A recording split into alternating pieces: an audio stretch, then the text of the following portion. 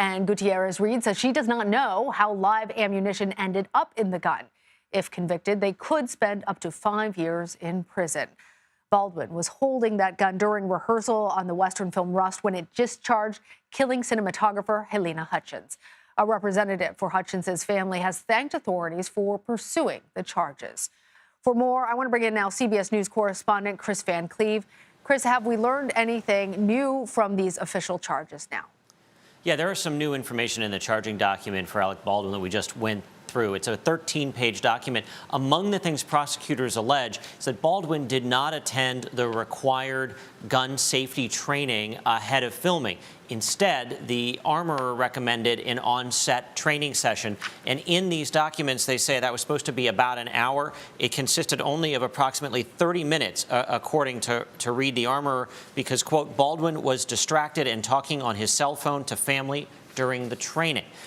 That's according to prosecutors. They also were able to look at these charging documents, tell us that there was some video and photos taken in the moments leading up to this shooting as they were rehearsing this scene. And in that video, in those pictures, prosecutors say they saw multiple places where Baldwin had his finger on the trigger of the gun. And FBI forensic review of that gun, that Colt 45, showed the trigger had to be pulled for it to be fired.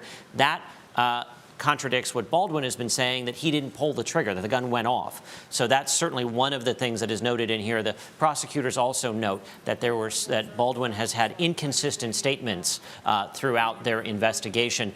That was a factor in charging. One thing that jumped out to me as we're reading these, on October 20th, the day before the shooting, prosecutors say the original camera crew resigned, citing safety concerns, commute times, distances, pay, and other issues. October 21, that was when the shooting was. You have a new camera crew, and that's why both the director and Hutchins opted to be in that church set next to the cameras while they were practicing this scene. Typically, they would be outside in what they would call a video village looking at the screens. Instead, because it was a new crew, they opted to be inside. That essentially put them both in the line of fire. Both were shot when that round went off. Other things that stand out here, a series of safety checks that should have happened with that firearm appear, according to prosecutors, to not have occurred as you would expect on a movie set. Not to mention, the documents confirm at least 5 rounds of live ammunition were found on that set, which shouldn't have been there. One note that jumped out here towards the end of the charging documents, no less than a dozen acts or omissions of recklessness occurred in the short time before the shooting, and that does not include what prosecutors say is a reckless handling of the firearm by Baldwin.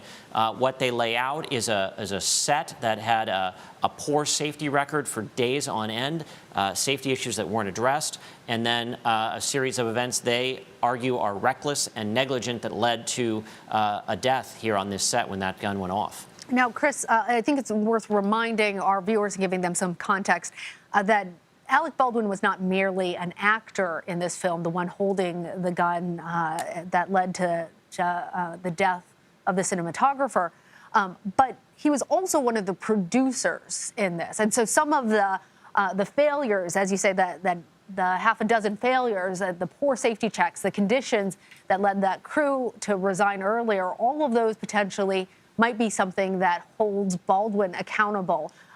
Tell us more about Alec Baldwin and Halyna Gutierrez-Reed's cases, and whether there might be any additional charges coming for the ammunition supplier, because we know that as the armorer, Halyna Gutierrez-Reed was responsible for making sure that everything was safe. That was a failure.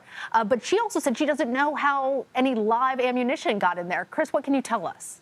Prosecutors told me when we spoke to them a couple of weeks ago that they were not able to determine how those live rounds got on set. When a search warrant was served on the company that was providing the firearms and the movie ammunition, they did find some live rounds at that facility. Those rounds did not match the live rounds that were found on scene. So how those live rounds got there is an unanswered question here. So unclear if there will be additional charges stemming from that, simply because it doesn't sound like prosecutors were able to determine definitively how the live rounds got on set. They would argue that while they shouldn't have been there in the first place, the armorer had an obligation to check the ammunition at least once, if not twice, before that gun ever got in someone's hands, and it appears that those safety checks did not occur.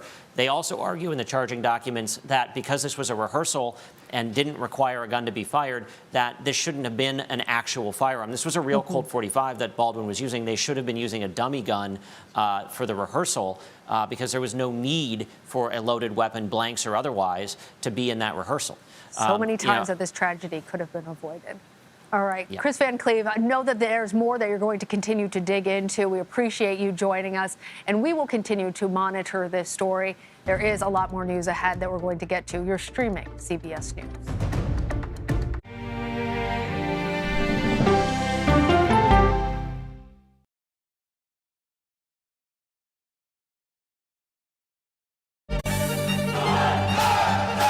Original documentary from CBS reports tensions rising between a powerful country and a vital island. The supply of this technology came grinding to a halt. The world would grind to a halt. Absolutely. As Taiwan faces threats and aggression, Taiwan is on the front line, and we understand our responsibility as a democracy. We cannot fall. CBS News examines whether they can defend themselves.